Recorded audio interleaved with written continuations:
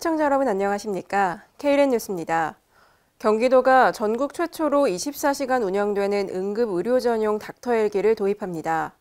경기도는 이를 위해 내년도 본 예산에 51억 원을 편성했습니다.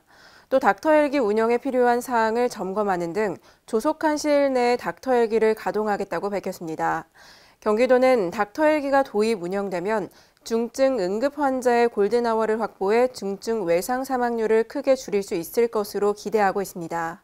전라북도가 제3의 금융도시로 도약하기 위해 발판 다지기에 나섰습니다. 전라북도는 지난 28일 지자체와 국민연금공단 그리고 금융기관과 업무 협약을 체결했습니다. 기관들은 전북의 금융중심지 지정과 금융타운 조성사업 추진 등 5개 협력사항을 이행하기로 합의했습니다. 전라북도는 이번 협약으로 금융도시로의 긍정적인 이미지를 형성하고 금융기관의 입주와 투자 촉진을 기대하고 있습니다. 서울 지하철 9호선 3단계 연장 구간이 내일 운행을 시작합니다. 9호선 3단계 연장 구간은 종합운동장부터 강동구 중앙보훈병원역까지 8개 역 9.18km에 달합니다. 서울시는 9호선 3단계 연장 운행으로 9호선 혼잡도가 높아질 것으로 보고 급행열차를 20편성으로 확대할 계획입니다. 한편 9호선 4단계는 2027년 완공을 목표로 3단계 종착역인 중앙보훈병원역에서 5호선 고덕역을 거쳐 샘터공원까지 이어질 예정입니다. 대전시가 세계적 연료전지 기업 솔리드파워와 투자 협약을 체결했습니다.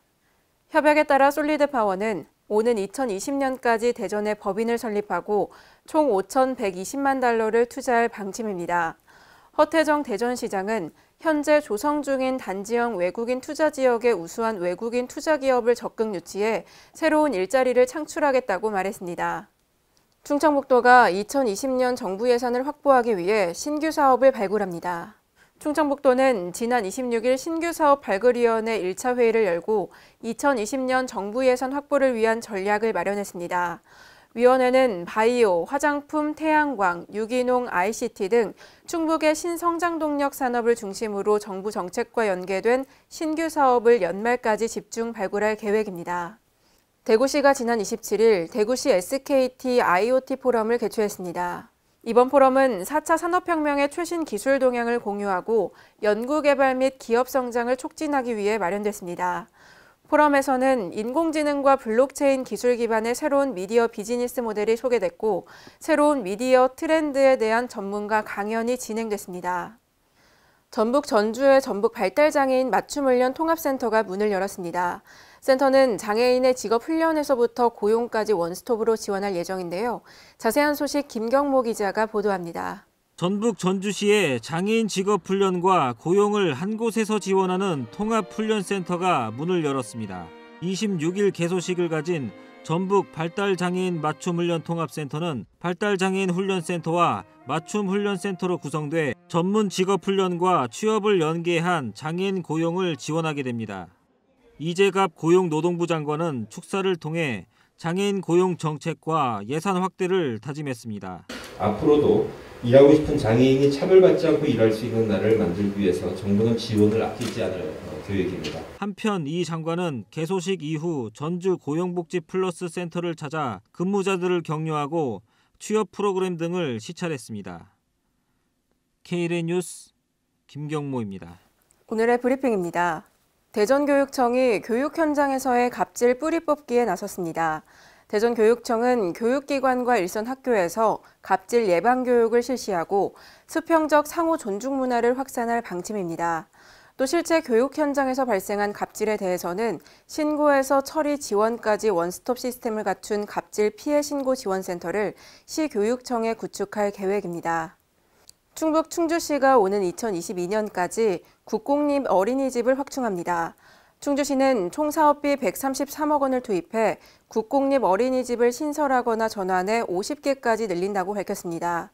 조기령 충주시장은 학부모가 안심하고 맡길 수 있는 보육 환경을 만드는 데 최선을 다하겠다고 말했습니다. 전라북도가 산불 진화를 위해 임차한 헬기의 담수 능력에 대해 현장 검증이 실시됐습니다.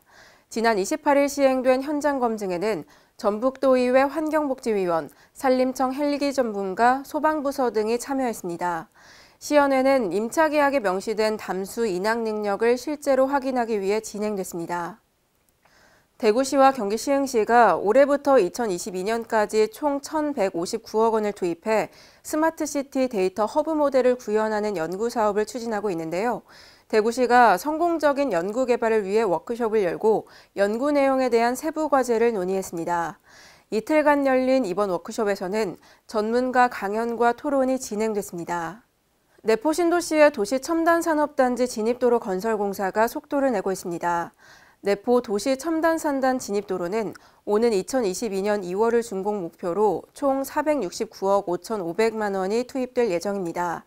내년에는 국비 54억 원과 지방비 17억 원 등 총 71억 원의 예산이 편성됐고 심의에서 최종 확정되면 공사에 탄력이 붙을 전망입니다. 인천시가 오는 12월 3일부터 온라인 시민청원 창구를 운영합니다. 인천시 온라인 시민청원은 청와대 국민청원을 모티브로 인천 시민들과 소통하기 위해 마련됐습니다. 등록된 청원이 30일간 3,000명 이상의 시민 동의를 받으면 종합적인 검토 후 시장 등이 직접 답하고 이를 시정에 반영할 계획입니다. 강원도 태백시 폐광부지가 신재생 문화발전소로 탈바꿈됩니다. 이를 위해 경제기반형 도시재생 뉴딜 사업 업무협약이 체결됐는데요. 태백시는 사업을 통해 탄광지역을 재생에너지파크, 스마트팜, 탄광 테마파크로 재생하는 등 체험공간과 문화 관광시설로 재구성할 방침입니다. 이상으로 K랜 뉴스를 마칩니다. 시청해주신 여러분 고맙습니다.